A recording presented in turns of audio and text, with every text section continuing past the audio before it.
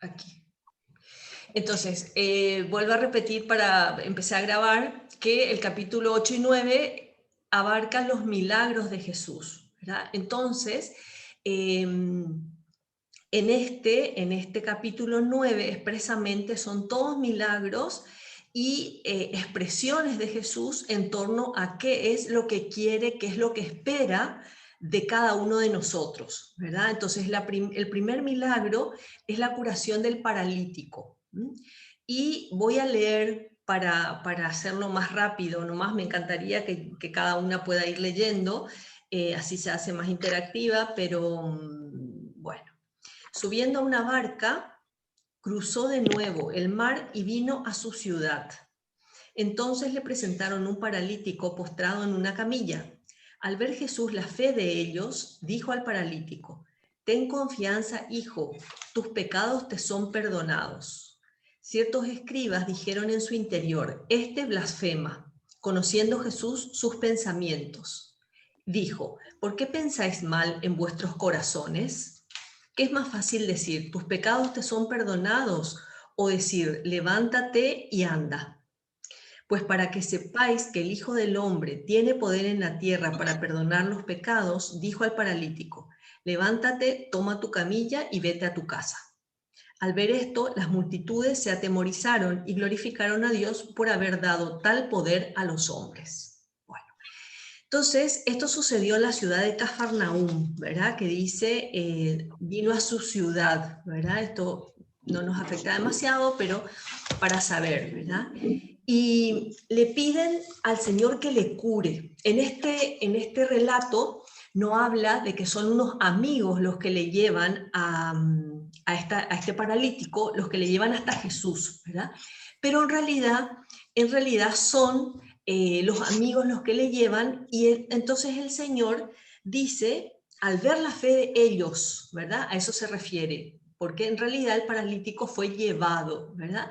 Entonces, incluía su fe, ¿verdad? Incluía la fe del paralítico y la de los amigos, además de su dejarse llevar, ¿verdad? Porque él podía haber dicho, no, no quiero, ¿verdad?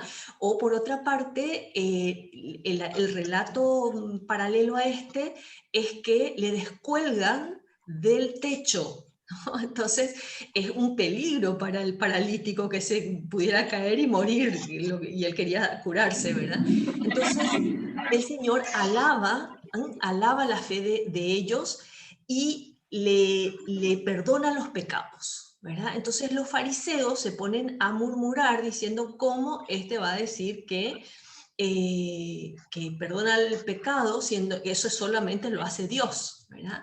Entonces, el tema es que la enfermedad es causada por el pecado original, ¿no? Los judíos, y hay personas incluso en nuestros días que siguen pensando que es así, que es por el pecado de una persona en concreto o de la familia, de una familia, entonces arrastran pecados y enfermedades consecuentes. No es tan directamente así.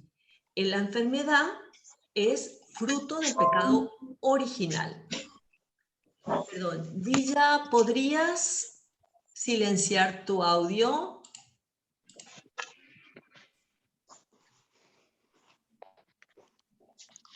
Ahí está. Muy bien, gracias.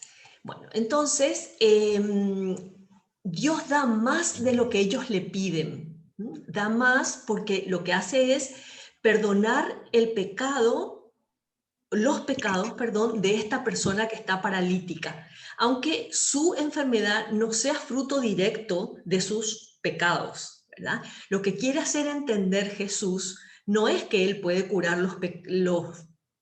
las enfermedades, sino que es Dios, es el Mesías. O sea, ese es siempre su objetivo, ¿verdad? Todo lo que hace Jesucristo tiende a ese fin, ¿verdad? De manifestar que Él es el Mesías.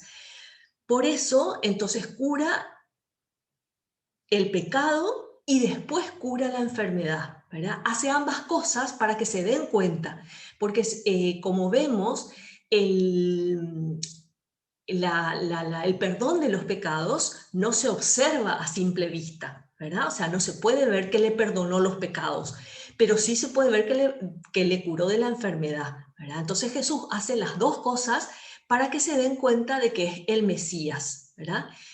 Y entonces, estos tienen una fe operativa, que es así como tiene que ser nuestra fe, ¿verdad? Tiene que movernos a hacer, ¿verdad?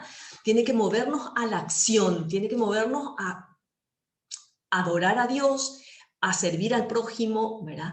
Entonces, el paralítico se cura, ¿verdad?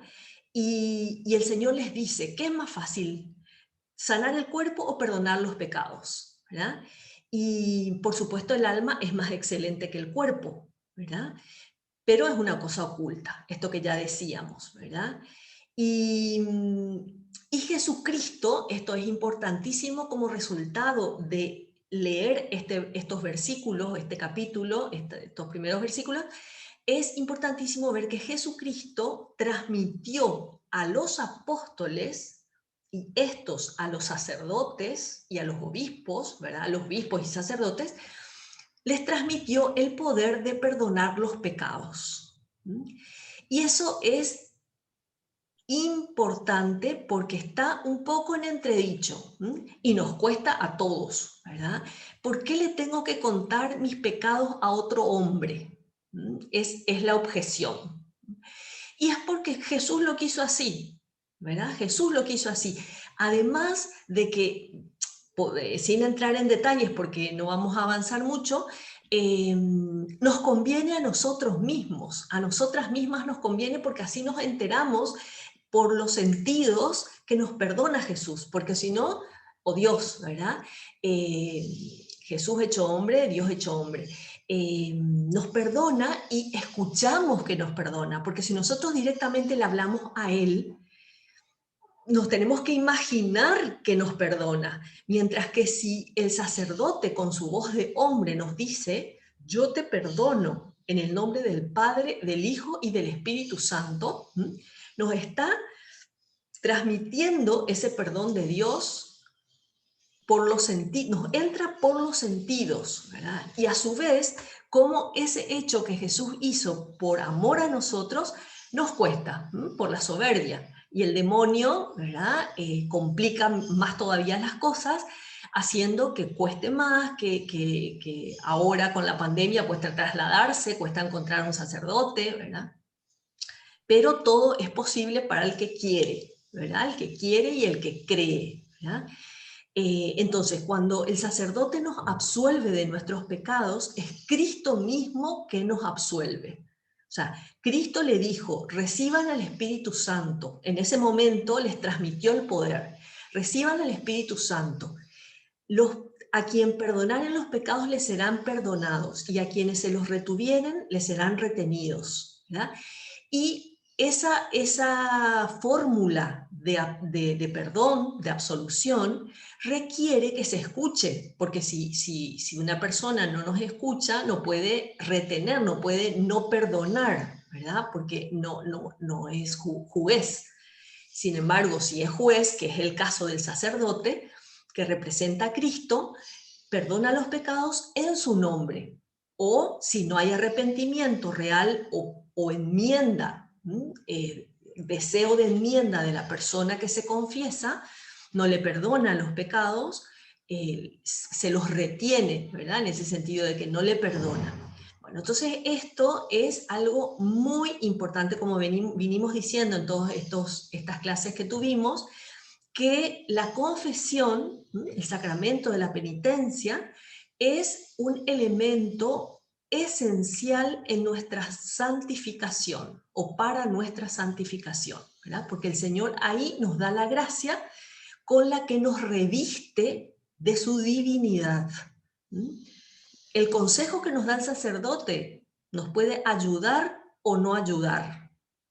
Nos puede a lo mejor, o sea, ese consejo es a los efectos, te diría, entre comillas, psicológicos, ¿verdad? De ayuda. Pero lo realmente importante en el sacramento de la confesión es la gracia de Dios que nos viene a través de esas palabras, que el Espíritu Santo convierte en ese don, ¿verdad? Que nos hace hijos de Dios y que nos da su gracia, su fuerza divina. Bueno, entonces, esto viene hasta ahí, la confesión, ¿verdad? A esto viene esa acción de Cristo, de perdonar el pecado y curar el cuerpo, ¿verdad? Primero cura el alma, que es lo más importante, y después el cuerpo, si conviene a la persona, ¿verdad? Eso es en la actualidad, si conviene al alma de la persona, porque el alma es lo más importante, o sea, el cuerpo es el estuche del alma, que también es importante, pero sujeto al alma, ¿verdad? En proporción, no es en proporción, en cuanto que le sirve al alma, ¿verdad? Bueno, y seguimos leyendo. Si tienen alguna consulta, no duden en escribir, que es más fácil, ¿verdad? En un momento pensé, pero no les llegué a decir que cuando escuchan, ¿verdad? Y de repente cuando uno escucha algo, les surge una duda. Anoten esa duda, escríbanla si quieren ya en el Messenger de acá del Zoom y ya y les voy respondiendo sin ningún problema. Porque lo que quiero es que se aclaren muy bien en lo que estamos leyendo, ¿verdad? En las palabras de Cristo. Bueno, entonces, la vocación de Mateo es el versículo 9 del capítulo 9 en el que estamos, ¿verdad? Cuando partía Jesús de allí, vio a un hombre sentado en el telonio llamado Mateo y le dijo, sígueme. Él se levantó y le siguió. Estando él a la mesa en casa de Mateo, vinieron muchos publicanos y pecadores y se pusieron también a la mesa con Jesús y sus discípulos. Los fariseos, al ver esto, decían a sus discípulos, ¿por qué vuestro maestro come con los publicanos y pecadores? Pero él, al oírlo, dijo, no tienen necesidad de médicos los sanos, sino los enfermos. Id y aprended qué sentido tiene. Misericordia quiero y no sacrificio, pues no he venido a llamar a los justos, sino a los pecadores. Bueno, acá tenemos la vocación de San Mateo. Mateo, que es el evangelista que estamos estudiando, y su vocación fue de esta manera. El telonio es el puesto público donde él cobraba los impuestos, el impuesto que el Imperio Romano le cobraba a los judíos, de manera absolutamente arbitraria. Bueno, y Mateo es llamado también Leví, el de Alfeo, porque vivía en Alfeo. Es Leví también su nombre. Por eso, a través de la vocación de Mateo, podemos pensar en la vocación de cada uno de nosotros. Cada uno de nosotros tiene una llamada de Dios, en primer lugar a la existencia. Dios nos quiso, por eso nos trajo a la vida. Nos dio una vocación a cada una de nosotras. No existe una persona que se le escape a Dios, ¿verdad? Hasta las personas con capacidades especiales, ¿verdad? Que uno piensa que no va a tener una vocación especial. Por supuesto, Dios las llama al amor, ¿verdad? A la entrega a los demás. Y siempre la vocación es previa, ¿verdad? Es previa a nuestra existencia. Después nos llama la vida cristiana y es con el bautismo y es la máxima vocación que Dios nos da porque es la vocación a la vida eterna, ¿verdad? Al reino celestial. Y cada una tiene que ver con Dios en su oración, en su relación con Dios, tiene que ver a qué más Dios me llama. Porque Dios tiene una misión para cada una de nosotras. Y hay otro pasaje del Evangelio donde Jesús dice, no me eligieron ustedes a mí, sino que yo les elegí primero. Lo dice así con todas las letras de las palabras, ¿verdad?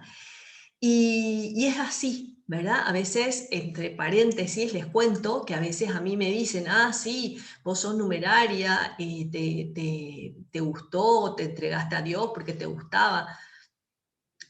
No tenemos mucho tiempo, en algún momento les puedo contar de mi vocación, pero en realidad absolutamente elegida por Dios. Yo no hubiera elegido este camino hace 38 años, ¿verdad? Que llevo sirviendo a Dios. Yo no hubiera elegido en ese momento, ahora lo elegiría 1000 veces más, ¿verdad? O sea, volvería a elegirlo todo el tiempo, lo elijo todo el tiempo. Pero Dios es el que elige, y esa elección de Dios es la que hay que buscar, es la que hay que encontrar. Y acá nos muestra Mateo la rapidez en la que le siguió a Cristo. Dejó todo y le siguió. Estando él a la mesa, vinieron publicanos y pecadores, se pusieron a la mesa con Jesús.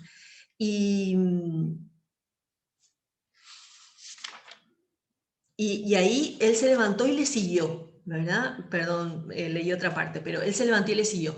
Y se dice pronto, se lee pronto, ¿verdad? Pero en realidad él estaba ahí con todo el dinero, él tenía ese trabajo en la vida y sin embargo deja todo y se va detrás de Jesús, ¿verdad? Que es lo que nosotros, vos y yo, tenemos que hacer sin dudarlo. Dios le llama en las circunstancias ordinarias de su vida, o sea, no le busca en, no sé, en la asamblea judía, no sé, en el templo, en su vida ordinaria, ¿verdad? Y a nosotras también, también nos llama ahí. Y los fariseos, que dividen en justos y pecadores, dicen, ¿cómo es posible que vuestro maestro, que el maestro de ustedes coma con los pecadores, ¿verdad? Y Jesús aclara que vino a los justos, perdón, vino a los pecadores y no a los justos, ¿verdad? A los sanos, no a los sanos, sino a los enfermos, ¿verdad? Y nosotros nos tenemos que saber y sentir pecadores, ¿verdad? No somos más que nadie ni mejores que nadie, ¿verdad? Cada uno es lo que es, hace lo que puede hacer por la gracia de Dios, ¿verdad? Porque el que cuenta más con Dios puede hacer más cosas, ¿verdad? Por eso yo puedo estar acá explicándoles esto, porque yo tuve la gracia de recibir clases y enterarme, ¿verdad? De lo que decían para poder transmitirles, ¿verdad? Y cada una de ustedes, a su vez también, al ir recibiendo, tienen que ir dándolo, ¿verdad? Dando esa doctrina de Cristo. Y llenos de miserias, ¿verdad? Llenos de miserias somos todos, más o menos de esta o de la otra forma, ¿verdad? Pero reconocernos pecadores, pecadoras, es lo que nos va a abrir el corazón de Cristo, ¿verdad? Es la actitud que nos une a Dios, que nos abre a Dios. Bueno, y después, esta frase de Jesús, es muy lindo ver cómo Jesús toma frases de los profetas, ya lo vimos en otros capítulos, toma frases de los profetas y es esta que dice, misericordia quiero y no sacrificio. En realidad, lo que quiere decir es, quiero sacrificio, quiero misericordia, es lo que dice, perdónenme, quiero misericordia y no sacrificio. Entonces, el Oseas, si quieren anotar, Oseas 6.6 es profeta del Antiguo Testamento. 6.6 dice esta misma frase, ¿verdad? Y Jesús la trae a colación para hacernos hacerles recordar a los judíos que le están escuchando que Él es el Mesías, ¿verdad? Que conoce perfectamente lo que decían los profetas de él, ¿verdad? Y Dios quiere los sacrificios, no es que no los quiera, ¿verdad? Pero quiere antes la bondad del corazón, ¿verdad? La bondad del corazón que al final es un don suyo, ¿verdad? Él es el que nos da la bondad del corazón, la bondad de las acciones como consecuencia de la bondad del corazón, para tener los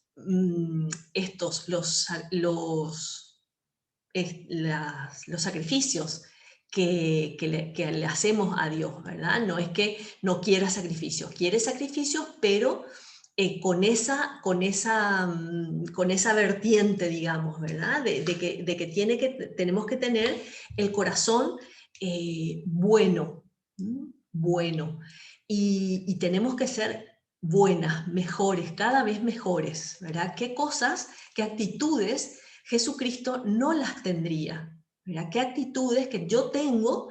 Él no haría lo que yo, no diría lo que yo dije, no pensaría lo que estoy pensando, no tendría esta intención.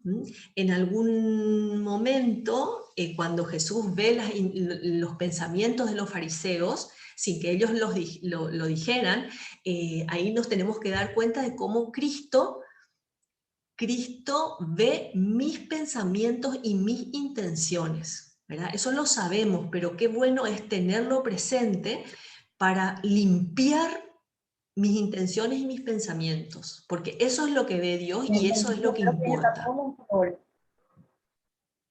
A ver, Tere González. La voy ahí está. Bueno, entonces chicas, esto es muy importante, la bondad del corazón, ¿verdad? Que Dios vea en nosotros el amor a Él y el amor al prójimo. Entonces, la caridad, el amor, es el que debe informar toda nuestra actividad cristiana, todas nuestras oraciones, todas nuestras acciones y el culto a Dios.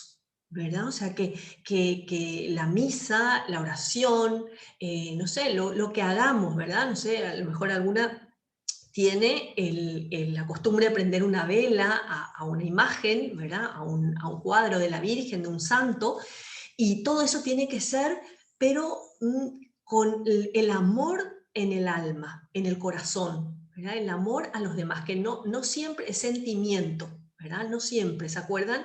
Les repito, para las que a lo mejor no estuvieron en esa clase, que el amor es la permanente voluntad de entregarse de manera sacrificada, libre y desinteresada, ¿verdad? Eso es el amor, no es el sentimiento.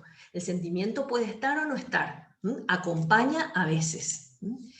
Entonces, seguimos. Seguimos entonces leyendo. No importa, Tere, no te preocupes. Bienvenida. Bueno, nos dice que estaba hablándole a su hijo. Entonces, chicas, leemos el 14. Entonces se le acercaron los discípulos de Juan diciendo: ¿por qué nosotros y los fariseos ayunamos con frecuencia y en cambio tus discípulos no ayunan? Jesús les respondió: ¿acaso pueden estar de duelo los amigos del esposo mientras el esposo está con ellos? Días vendrán en que les será arrebatado el esposo, entonces ayunarán. Nadie pone una pieza de paño nuevo a un vestido viejo, porque la pieza tiraría del vestido y se produciría un desgarrón peor. Ni se echa vino nuevo en odres viejos, pues de lo contrario los odres reventarían y el vino se derramaría, perdiéndose los odres, sino que el vino nuevo lo echan en odres nuevos y así ambos se conservan. Bueno, estas palabras son un poco misteriosas, ¿verdad? No son tan claras, pero las vamos a aclarar totalmente, ¿verdad? Entonces, Jesús no le obliga a sus discípulos a hacer ayunos que establecía la ley judía, La ley judía estaba llena de preceptos. Eso yo creo que más o menos lo sabemos, ¿verdad? Que los judíos tenían muchísimas leyes, muchísimos preceptos que cumplir, ¿verdad? Eso está establecido en el Levítico del Antiguo Testamento, está, y en Números, ¿verdad? Está, si no me equivoco, ¿verdad? En esos dos, en Levítico sobre todo, están las prescripciones que tenían que cumplir los judíos. Entonces Jesús dice que no le obliga a sus discípulos porque Él está presente. Eso es lo que dice. Que ¿por qué no ayunan tus discípulos? Le preguntan, ¿verdad? En cambio, los discípulos de los fariseos ayunan con frecuencia, ¿verdad? Y no pueden estar de duelo los amigos del esposo. Entonces, el tema está en que el cristianismo no es un mero remiendo del antiguo traje del judaísmo. Esa es la idea principal, ¿verdad? O sea que Jesús trae un nuevo ropaje, digamos, ¿verdad? No es un remiendo lo que Él hace, Él cambia. Acá vine yo, ¿verdad? Dios, y cambio todo. Y entonces ahí el cristianismo no es un mero remiendo. Por eso nadie puede poner una pieza nueva en un vestido viejo porque, o sea, hay un problema, ¿verdad? Entonces, la redención es la total regeneración, es el traje nuevo.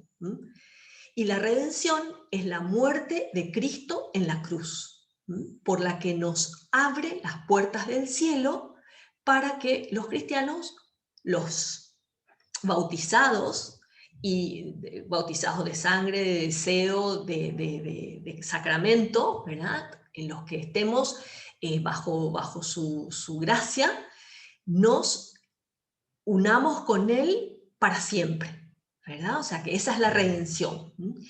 Y, esa redención no puede ser amoldada a las viejas usanzas de los judíos, ¿verdad? A las formas penitenciales que tenían los judíos. Por eso es que no ayunan sus discípulos, ¿verdad?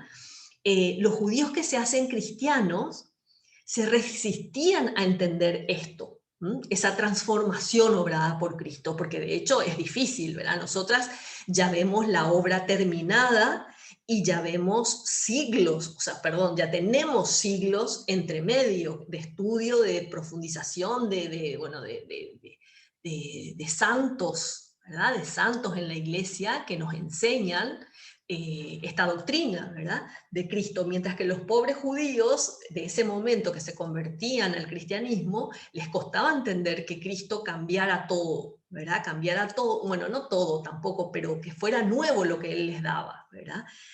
Y por eso se resistían, ¿verdad? Entonces Jesús pedía una gran simplicidad de corazón, para vivir el ayuno, la oración y la limosna, que son los tres modos concretos en los que Jesús nos pide, ¿verdad? Oración, limosna y ayuno, para prepararnos a la vida eterna, que ninguna de nosotras sabe cuándo será para cada una, ¿verdad? O sea, estamos abiertas a la voluntad de Dios. Y la Iglesia es la encargada de establecer el modo de ayuno de la iglesia entera actualmente.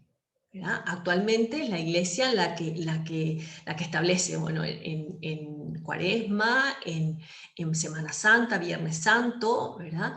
Establece cómo será ese ayuno.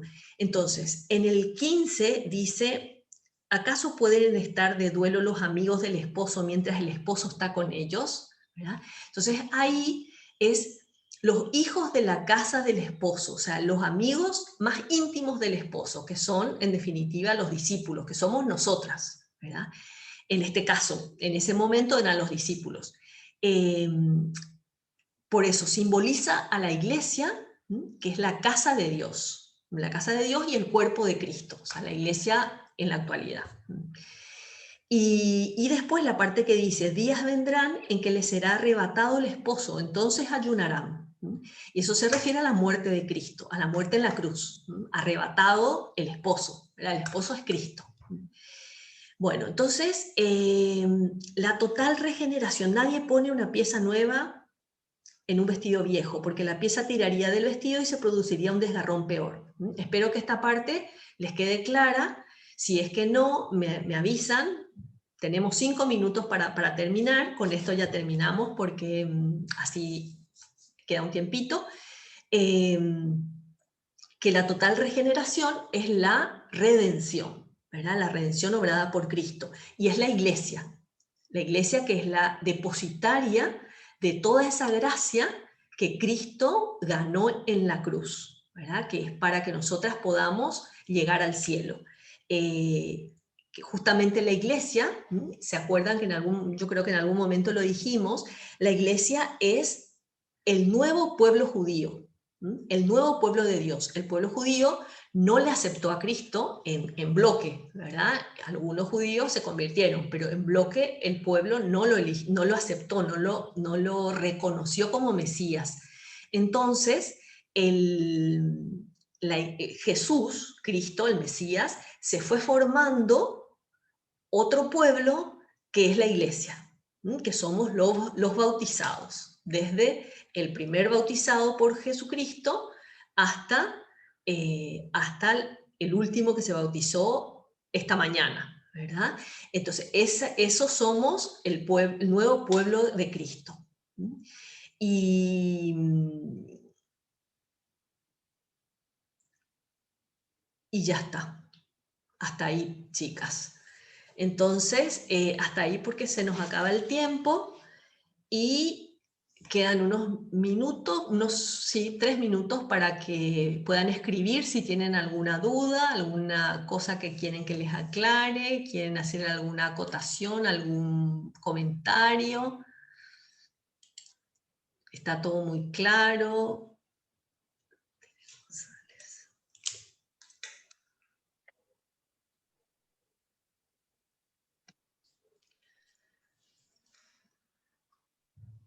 Está todo muy claro, parece. Y no.